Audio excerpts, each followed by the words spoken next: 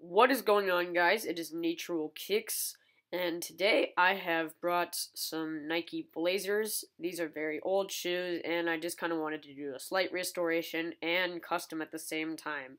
This video is going to be for beginners and basically a little time lapse. So first, you're going to need your deglazer, and I got this on angelus.com. This you want to put gloves on because the deglazer itself is pretty chilly, and you don't want to get it on your hands.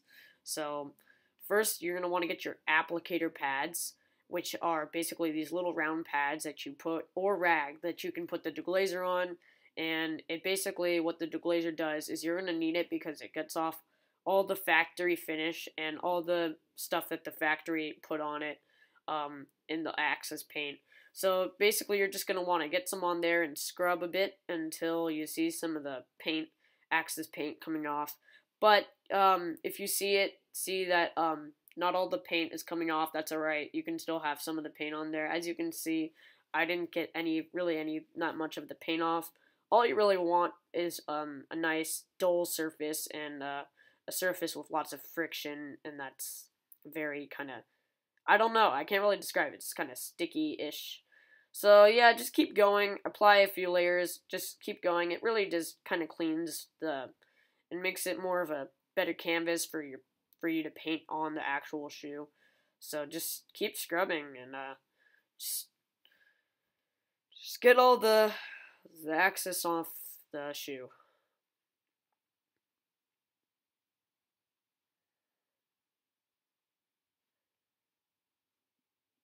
So what I actually did is and you'll see in just a second. I'm gonna restore the sole. The sole is actually was very dirty. At the end, I'll flash a before and after picture of the actual shoe.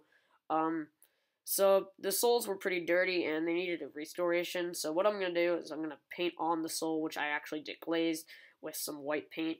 And I'm basically just, because I already kind of cleaned it off, and I did put the glazer on it. And look at that already. You see the white paint going on the midsole there. So for painting shoes, you're not really going to want to have too much, like, paint going on there. You're just going to, at first, you just want to have one prime layer of paint, and then after that, you're going to want to paint over it so that you can get more and more paint on there, and it will stick to the other layers and coats of paints and look very finished. So basically, what you're going to want to do right now is just kind of put a little layer on there and then just let it dry and then keep going. I'd probably suggest doing around 3 or 4 layers, but however, in this custom, I only did 2 to 3 layers of paint because those were the looks I wanted on the shoe. But it's really up to you. You just need to have at least 2, I think, layers of paint. Don't just dump all the paint on there. So don't dump all the paint on there. And as you can see, I think right now I'm going over with another layer of paint, and you can see it's just getting even whiter. When you're painting, you don't want to have too much paint on the paintbrush. You want to kind of wash it off or stroke it off onto the paint bottle to get some of the access paint off of there. You just want to have a nice clean tip of the brush so that you can paint and have good strokes without getting it everywhere.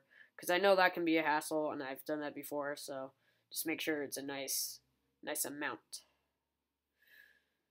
So really, you're just going to want to keep doing layers. That's really the key thing. And do whatever you do, just do not just dump one coat, because I guarantee you it won't stay and it won't look good at all. Because when it hardens up, it will chip away.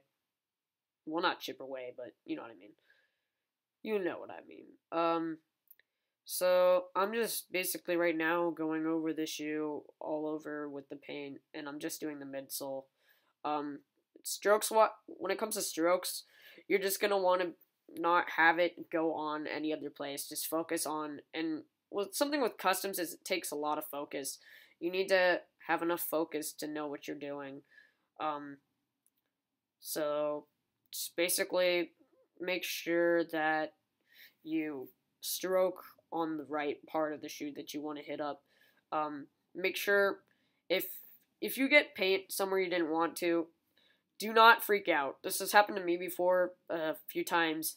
All you really need to do is just get a nice little rag or cloth and just wipe it off with some water. Or if that doesn't work and it smears it everywhere, it depends where the paint got, but you can just kind of paint over it with the other paint that you got it on. So it's not really that big of a deal. And something cool with customs that you can do is you can really just be creative. And if you didn't like what you had on the custom, you can always redo it. You can always deglaze the paint that you had on before it, and just get it off and put a new layer of paint that you didn't want on.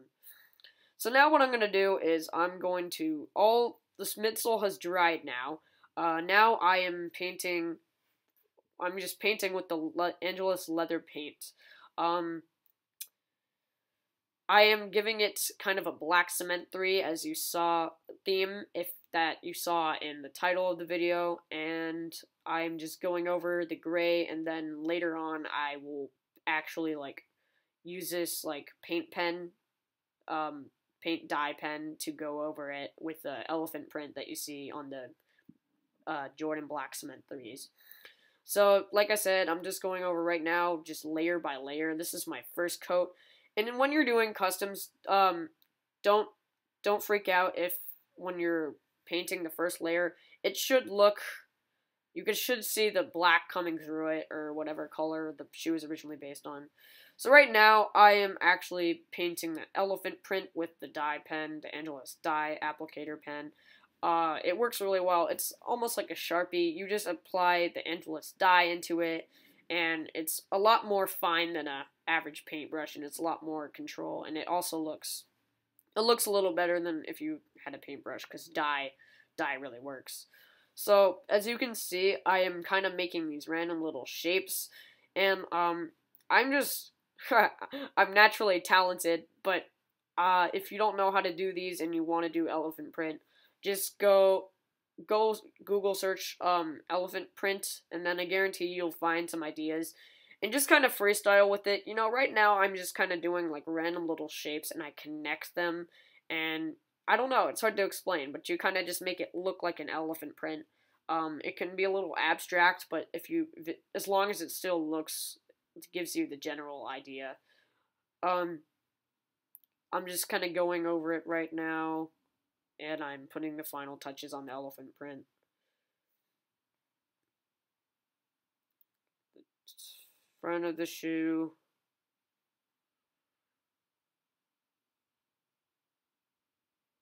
Just final details. Also, when you finish doing the shoe, just make sure that you don't want to come back to the shoe itself, and just, if you see any little details you need to you need to tweak, just look at the shoe and do it then, don't do it then. So, as you can see, I really like to shake my paints. You really want to shake it up a ton, and make sure it's all good. Now I'm going to paint the Nike sign on the tongue of the shoe with red, because you know in the black cement 3s there's hints of red in there. I'm making sure to use a really fine tip brush, and I'm making sure to stay in the lines and do really careful detailed jobs on that Nike sign right there. With this, it's interesting because when you paint on fabrics, you don't typically have to use other paints or dyes. You can just kind of use a leather paint. I've discovered it works pretty well. You don't really have to do any layering with this, so don't worry. Just make sure that you don't, again, dump a ton of paint on it. Just make sure to have a nice little layer of paint to cover it up, but don't smudge it on there.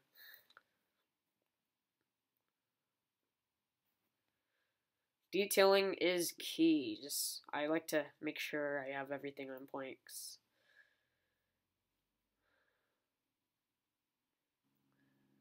Get the sides if you miss some. So just make sure that you have everything completely filled up. You don't want to have any gaps in that fabric. Next, what I'm going to do is I'm going to paint the sides of the swoosh. I'm on most Nike shoes, you'll see sometimes that they have little accents by the swoosh. So just kind of I just kind of represented that and put the red there because I thought I needed more red for the black cement.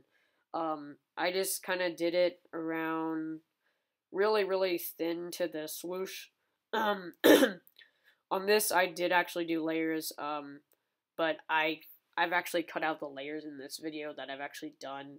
So, you won't be seeing me actually doing more and more layers. I just kind of wanted to cut it to make this video, shorter. So I'm just going over the swoosh. I'm kind of lining it, and I'm kind of using the swoosh as kind of an outline for the accent itself. Now I'm actually going over that. I forget what I don't know what it's called, but spacing out what it's called. I'm not sure, but you know, like that thing where you have your laces and then it goes over. But I'm painting that now. I think I just got and I just got a smudge of red paint on the sole. That's why I was just cleaning it up there. So now the final step is to make sure that your work lasts. So what you're gonna need is you're gonna need some Doller. I use Doller because I want it to have a flat look. But if you don't have to use Doller, and that skips a giant skip for you. If you want it to have kind of a shiny look, then you don't use the Doller. But you have the acrylic finisher, which I'm using, and you have the Doller. So if you want to have it as a flat look, you want to use the Doller and the acrylic finisher and put it in a mixing cup.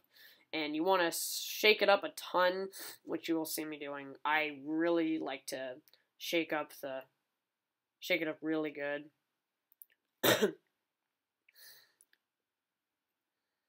So yeah, you want to make sure that your works last by putting this on. Angelus doesn't usually chip off or fade off, but unless you use the wrong paint on the wrong fabric or volume. I'm just really shaking it up a ton here. You just really want to make sure it's shaken up good before you put it on. And when you put it on, you just want to use an applicator pad or a rag, or even I've seen people use paintbrushes. You can just put it on there, put a couple layers on, and then you'll be all set. Thanks for watching, guys, and I'll see you later.